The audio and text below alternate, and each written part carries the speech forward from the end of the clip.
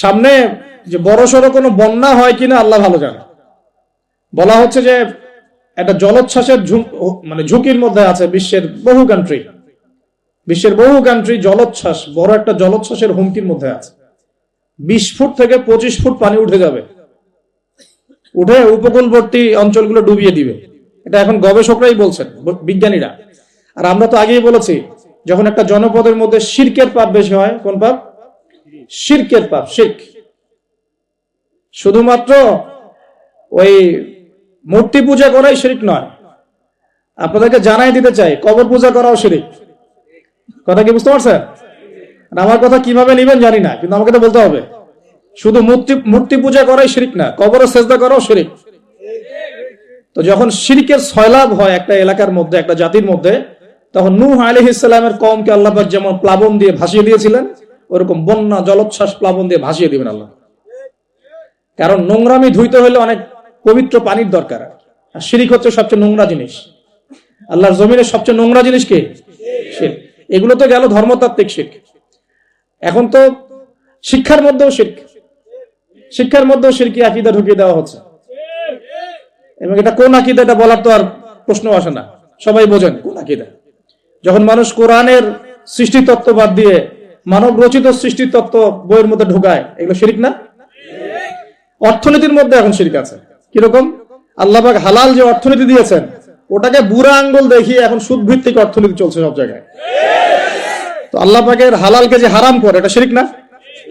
এটা সূরা তওবা পড়বেন, সূরা তওবার 31 নম্বর আয়াত। আমি রেফারেন্স দিয়ে কথা বলছি। সূরা তওবার 31 নম্বর আয়াত পড়ে দেখবেন, আল্লাহ পাক বলছেন যে আল্লাহর হালালকে যদি কেউ হারাম করে নেয় আর হারামকে হালাল করে নেয়, এই যে পরিবর্তন, এই কাজটা, এটা কিন্তু শিরকি আকীদা, কুফর, শিরক। আপনি আল্লাহর হালালকে হারাম করতে পারেন না। আল্লাহ পাক একটা হারাম করেছেন, আপনি হালাল করতে পারবেন না। মানেন না ব্যক্তিগতভাবে, সেটা আলাদা বিষয়, কিন্তু অন্যের উপর ইম্পোজ করতে পারবেন না। মনে করেন আল্লাহ পাক হালাল করেছেন পর্দা, আপনি পর্দা করেন না, বুঝলাম, এটা আপনার ব্যক্তি স্বাধীনতা, কিন্তু আপনি পর্দাকে ব্যঙ্গ করতে পারবেন না। ব্যঙ্গ করলে কুফরি হয়ে যাবে। কথা বোঝাতে পারছি ভাই? নিজে পালন করে না, সেটা আলাদা বিষয়। আমি পালন করি না, তার কাছে মনে হয় যে বেপর্দায় চললেই মনে হয় ভালো, নাউজুবিল্লাহ। ওর কাছে এটাই মনে হয়, ওর কাছে এটাকে মনে হয় প্রগতি, অগ্রগতি, উন্নয়ন। তো সে তার থট নিয়ে থাক। কিন্তু যদি সে বলে যে না, পর্দা সেকেলে প্রথা, এখন চলে না, ওই যুগে চলতো, এটাকে টিটকারি করে, ব্যঙ্গ করে, তাহলে কুফরি করবে, শিরক করবে। মনে করেন মদ আল্লাহ হারাম করেছেন, আর কিছু মানুষ মদ খায়, হারাম মনে করেই খায় বা হালাল মনে করেই খায়, মানে খায় আর কি। তো একজন খায়, সেটা আলাদা আলাদা পাপ। আর কেউ যখন মনে করবে যে না, আল্লাহ পাকের এই হালাল হারামের বিধান আমি মানি না, আল্লাহ পাকের হালাল হারামের বিধান আমি মানি না, তখন হবে শিরক আর কুফর। এমনি হচ্ছে কবিরা গুনাহ। আর যখন হালালকে হারাম করে নিবে আর হারামকে হালাল করে নিবে, তখন শিরকের পর্যায়ে চলে যাবে। তো এই সিস্টেম এখন চলছে না? আল্লাহ পাকের সুদ ভিত্তিক, আল্লাহ পাকের হালাল অর্থনীতি বাদ দিয়ে সারা বিশ্বে এখন সুদ ভিত্তিক অর্থনীতি চলছে না? বুঝেন না এগুলা? অর্থনৈতিক অবস্থা ভালো না। আস্তে আস্তে বিশ্বের মধ্যে ভয়াবহ অর্থনৈতিক সংকট দেখা দিবে, এবং এই সংকটটা ফেস করবে মূলত এই মধ্যবিত্ত শ্রেণী আর নিম্ন মধ্যবিত্ত শ্রেণী। খুব ধনী দেশের কোনো সমস্যা হবে না। যারা মিডল ক্লাস কান্ট্রি বা আরেকটু নিচু মানের কান্ট্রি অর্থনৈতিক দিক থেকে, এদের সামনে ভয়াবহ একটা অবস্থা ফেস করতে হবে। সময় যাইতে দেন, আস্তে আস্তে সব স্পষ্ট হয়ে যাবে, আপনারাই বুঝতে পারবেন। অলরেডি গরিব মানুষ হাহাকার করা শুরু করেছে, বড় লোকের তো কোনো সমস্যা নাই। গ্যাস, তেল, চাল, ডাল সবকিছুর দামও যদি বাড়ে, বড় লোকের কোনো সমস্যা আছে? আমার তো কোনো সমস্যা নাই, আমি তো খেতে পারতেছি, কোনো না কোনো ভাবে খেতে পারতেছি। কিন্তু যে কৃষক, মজুর, শ্রমিক, যারা গরিব মানুষ, এরা তো আমার মতো না। আমার জন্য 4 বার বিদ্যুতের দাম বাড়লেও কোনো সমস্যা নাই। 1000, 1500, 2000, 3000 আপনি ইফোর্ট দিতে পারছেন, আপনার তো সমস্যা নাই। কিন্তু যে ব্যক্তির মাসিক আয় 3000 টাকা, সে কি করবে? সে তো ইফতার করতে বসে বদদোয়া করা শুরু করবে। এবার বহু মানুষ ইফতারির টেবিলে বসে আল্লাহর কাছে বদদোয়া করা শুরু করবে। এটা আমি অনেকদিন আগে বলেছি, কারণ এটা বলেছি বৈশ্বিক অর্থনৈতিক সংকটের কারণে। পুরো বিশ্বে একটা ইকোনমিক সংকট চলছে। এবং এই কথাগুলো যেগুলো বলছে, এগুলোর সাথে কিন্তু আমাদের ইসলামিক সমাজ ব্যবস্থা জড়িত আছে। আমরা এদিকে আসতেছি। প্রথমে বোঝেন যে এটাও শিরকি একটা সিস্টেম চলতেছে। আর বিশ্বে যে শিরকটা চলতেছে বড়, সেটা আরো ভয়াবহ। সেটা কি? বিশ্বের যারা মোরল, যারা এখন বিশ্ব চালায়, তারা বলতেছে এক কথায় যে ধর্মের কোনো দরকার নাই বিশ্বের ধর্মের কোনো দরকার নাই, ধর্মগ্রন্থেরও দরকার নাই, ধর্মীয় বিধানেরও দরকার নাই। এই বিশ্ব চালাবো আমরা, বিশ্বের বিধান রচনা করব আমরা, বিশ্বকে পরিচালনা করার মূলনীতি বানাবো আমরা, বিশ্বের মানুষকে চালাবো আমরা। নাউজুবিল্লাহ বলছি ঠিকই, বিশ্ব চলছে এইভাবে। এখানে আল্লাহর আসমানি কিতাব, কোরআন, হাদিস, শরিয়া, ইসলামী সমাজ, এগুলা বুড়া আঙ্গুল চলে। কেউ টাইম দেয় না এগুলা। খালি মুখে মুখে বকধার্মিকতা দেখায়। জুমার দিনে এসে নামাজ পড়ে, ঈদের নামাজ পড়তে আসে, তারাবির নামাজ পড়তে আসে, দাড়ি রাখছে, পাগড়ি পড়ছে, এটা বকধার্মিকতা। আগে ভিতর ঠিক করতে হবে। তো ভিতরটা কি? ভিতরটা হচ্ছে তাবারাকাল্লাযী বিয়াদিহিল মুলক। সূরা মুলকের 1 নম্বর আয়াতে কি বলছেন আল্লাহ পাক? তাবারাকাল্লাযী বিয়াদিহিল মুলক, বরকতময় সেই আল্লাহ। এই আল্লাহ পাক মহাবিশ্ব সৃষ্টি করেন নাই? এই মহাবিশ্ব কে সৃষ্টি করছে? এই পুরো মহাবিশ্বে পৃথিবীর মতো কোটি কোটি কোটি কোটি গ্রহ আছে না? আছে কি নাই? এই পুরো মহাবিশ্বে কার হুকুম চলে? ওই পুরো মহাবিশ্বে কি জিবরাইল আলাইহিস সালামের হুকুম চলে? আল্লাহর কোন ফেরেশতার হুকুম চলে? কোন নবীর হুকুম চলে? তাহলে কোন মানুষের হুকুম চলার কোন প্রশ্ন ওঠে? পুরো মহাবিশ্বের কোটি কোটি গ্যালাক্সি, কোটি কোটি গ্রহ নক্ষত্রে আল্লাহর হুকুম চলে। সূর্য পর্যন্ত ডোবার পরে আল্লাহর কাছে পারমিশন নেয়, আল্লাহ আগামীকাল উঠবো, আল্লাহ বলেন ওঠো, তাহলে উঠবে। একদিন আল্লাহ বলবেন না, ওঠার দরকার নাই, সূর্য তখন উল্টা দিক থেকে উঠবে, পশ্চিম দিক থেকে। ওই দিন কিয়ামত হয়ে যাবে। যেদিন কিয়ামত হবে ওইটা হচ্ছে আল্লাহ পাকের ক্রোধের বহিঃপ্রকাশ, মানে রাগ থাকে না, যে ধৈর্য ধরতে ধরতে ধরতে ধরতে এক সময় যখন আপনি আর পারতেছেন না, তখন একটা হাইপার হয়ে যান না মাঝে মাঝে, তখন মনে হয় আশপাশে যা আছে ভেঙে চুরে একাকার করে ফেলেন না। ওই যে পৃথিবীর নিচে যে আগ্নেয়গিরিগুলো আছে, শক্তি সঞ্চার করতে করতে করতে করতে এক পর্যায়ে বিস্ফোরিত হয়ে যায়, তখন আর পৃথিবীবাসীর তো কোনো হুঁশ, তখন আর উপায় থাকে না। তো এরকম কিয়ামতের দিনটা হচ্ছে আল্লাহ পাকের ক্রোধের বহিঃপ্রকাশ। মানে এক হুকুমেই পুরো মহাবিশ্বের সব গ্রহ ধ্বংস হয়ে যাবে, এক হুকুমে। তাই পুরো মহাবিশ্বে আল্লাহ ছাড়া কারো হুকুম চলে? আল্লাহ সেটাই বলছেন, তাবারাকাল্লাযী বিয়াদিহিল মুলক, বরকতময় সেই আল্লাহ যার হাতে সমস্ত ক্ষমতা। যার হাতে কি ভাই? মুলক মানে কি? রাজত্ব। এখনকার তোমরা যারা পলিটিক্যাল সায়েন্স পড়াও, তোমাদের বা আপনাদেরকে বলছি, রাজত্ব মানে কি? রাজত্বের ইংরেজি প্রতিশব্দ কি? সভরেন্টি। মানে বলেন, সভরেন্টি মানে কি? সার্বভৌমত্ব। মানে কি? সার্বভৌমত্ব। আল্লাহ পাক বলছেন মহাবিশ্বের সার্বভৌমত্ব আমার হাতে। সুবহানাল্লাহ। কার হাতে? মহাবিশ্বের সার্বভৌমত্ব কার হাতে? সভরেন্টি কার হাতে? দুনিয়াতে এই সভরেন্টি, সার্বভৌমত্ব মানুষের হাতে। বুঝেন নাই মনে?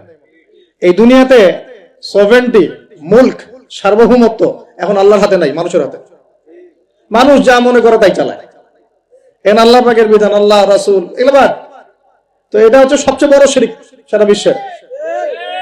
এটা সারা বিশ্বের সবচেয়ে বড় পর্যায়ে শিরক। তো শিরকে ডুবে আছি আমরা, এটাকে বোঝেন। আমি তো বলছি না যে এখন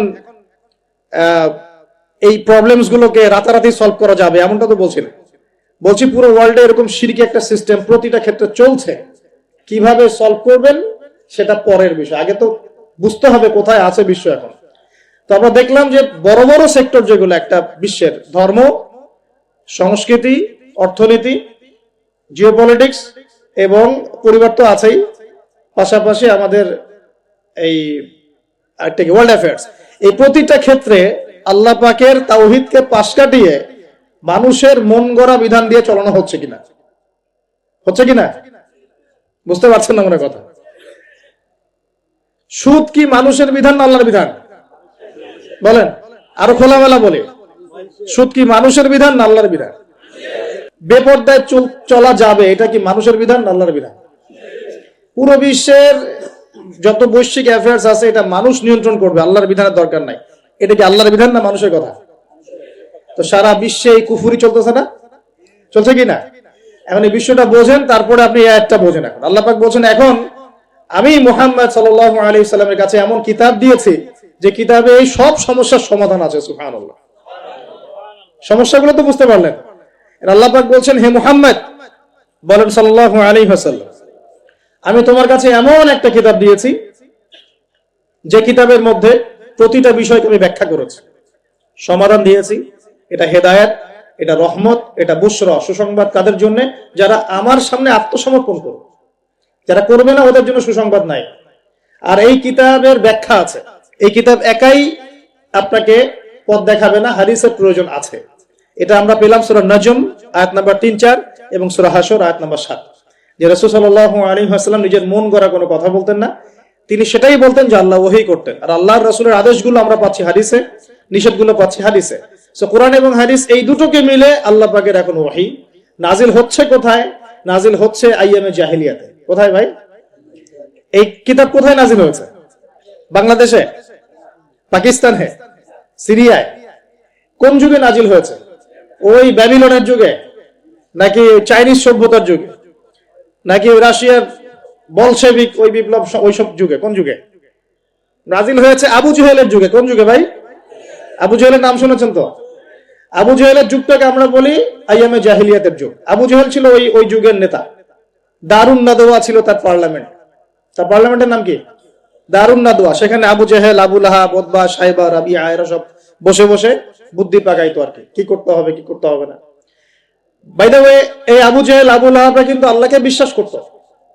আল্লাহ বলে যখন আছে এবং আল্লাহর কাছে যে ফিরে যেতে হবে এটাও তারা বিশ্বাস করত কিছু কিছু ক্ষেত্রে।